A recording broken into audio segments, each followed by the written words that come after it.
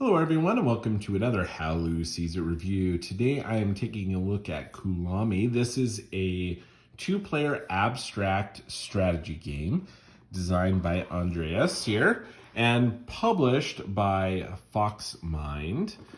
This is a fantastic strategy game. I really do enjoy it quite a bit. So let's go ahead and show you what comes in the box. It's very well packaged here. I've had a few, these plastic inserts do not seem to hold up very well, I think, in shipping. I had a few others as well, and they just are broken. Now, it still works, right? I still can use this. It makes me, though, want to just kind of bag up the wooden pieces, get rid of the inserts, and repackage it that way. So I'll probably do that. A couple other things. Foxmind did provide me with a copy of this game for free for the purposes of this review. Yeah, with that, we'll go ahead and get into it.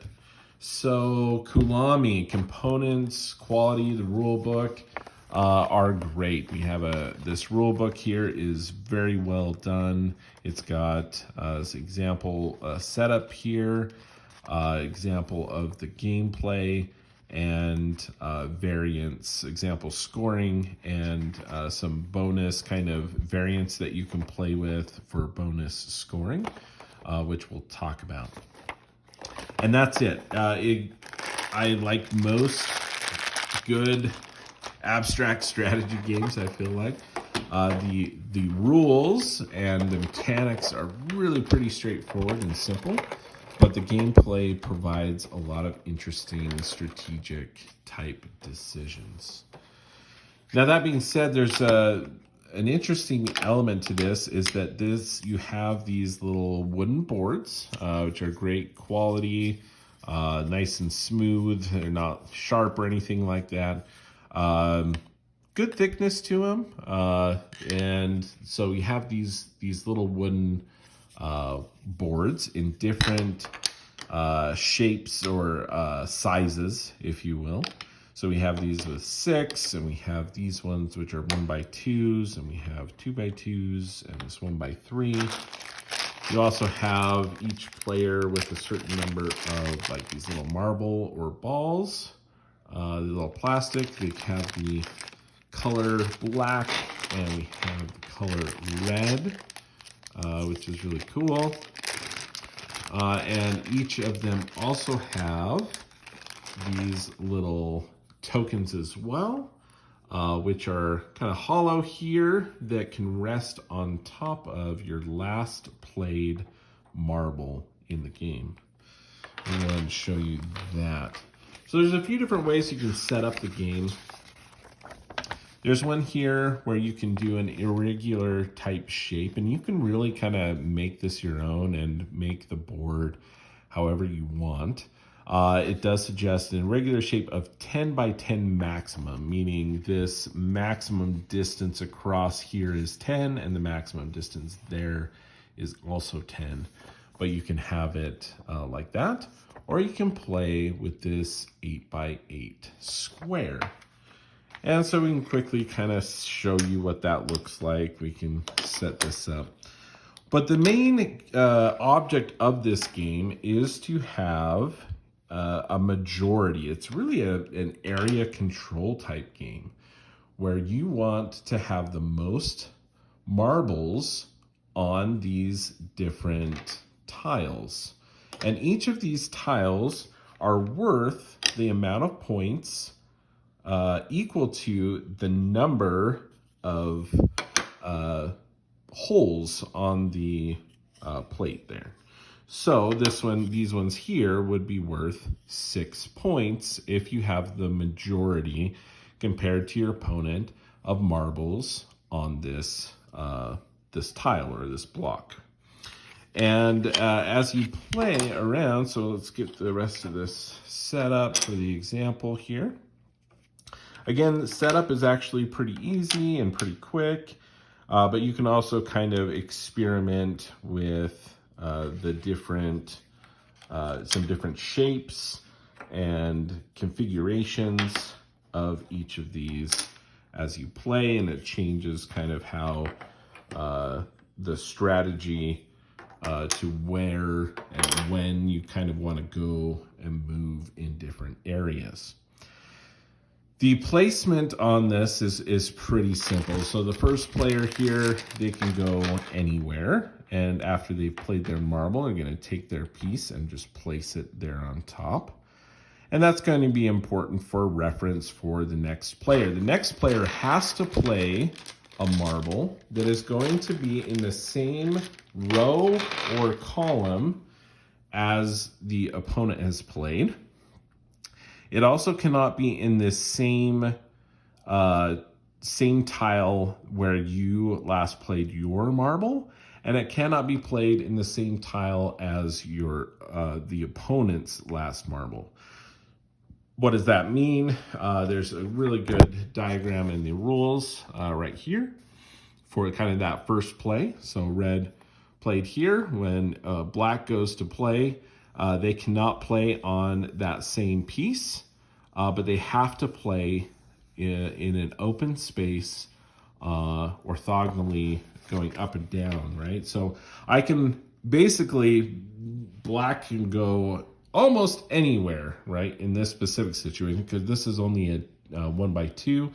So I cannot place my marble there. But I can place it here, here, any of these other open spaces in a straight line from there. Now, when it comes to the red player's turn, they are going to be able to play. They have to look at their opponent's last played piece, and it's going to be this row or this column. But I cannot place it in the same, and I cannot place it in the same as I last played. So I can't place it here. So from there, I may place it here, and then I move my token there. Then coming back to black, again, this row, this column, I need to place my marble somewhere. I wouldn't be able to place it there anyway, because that's where I was already. But you would then place that and move your token. And that's the gameplay. And the restrictions is just that. Obviously, if there's other marbles in play, you can't play there. You can't like boot someone. Once a marble's there, it's there to stay till the end of the game. And how does the game end? You're going to play back and forth until someone goes to play and they don't have any marbles left.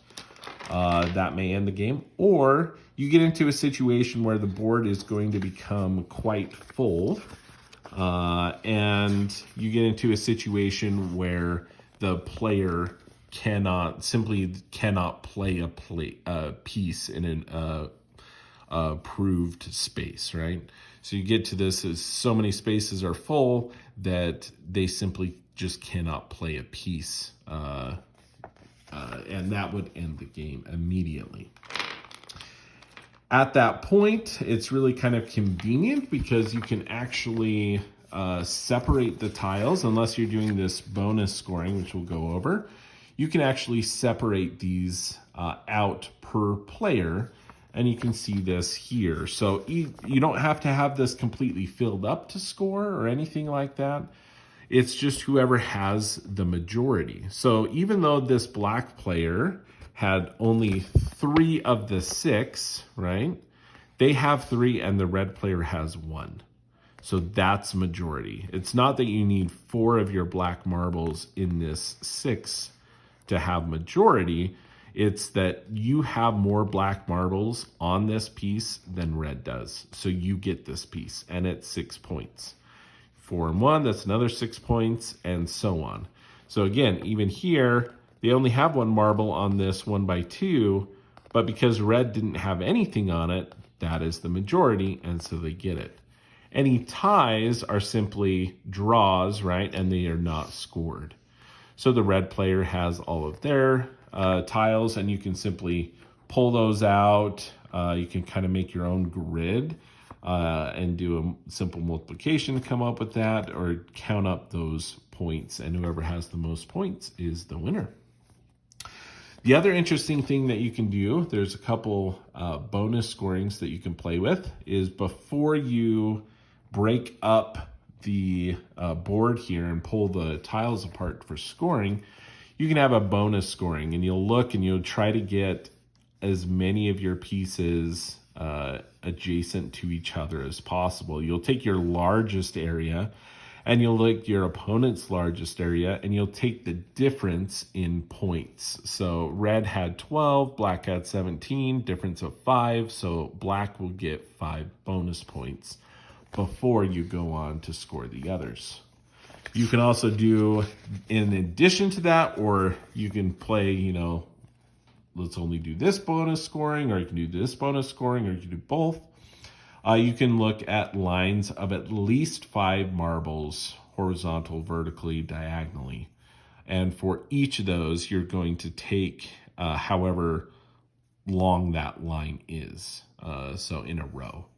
So in this case, some scoring examples. Red here has quite a big line. They have 7 in a row and 5 in a row for a bonus of 12 points. And black here has 3 lines of 5 in a row for 15 points. So black would get a bonus of 3 points, the difference between the two again. And that is Kulami. Great components here. Very pleased with the marbles, and the little pawn things here fit over the marbles really well. And I like that the board here is kind of a modular board where you can kind of come up with your own unique setup to influence how the game is played. You're limiting, you know, certain movements. But there's a lot of gameplay if it was just this basic 8x8 setup as well, in where it starts and where you're going. Some really interesting decisions, and a very fun 2-player abstract strategy game from Foxmind. This is Kulami. Hope you enjoyed the video. Thanks for watching. If you have any questions, go ahead and put them in the comments below, and I'll get to those when I can. And that is how Lou sees it.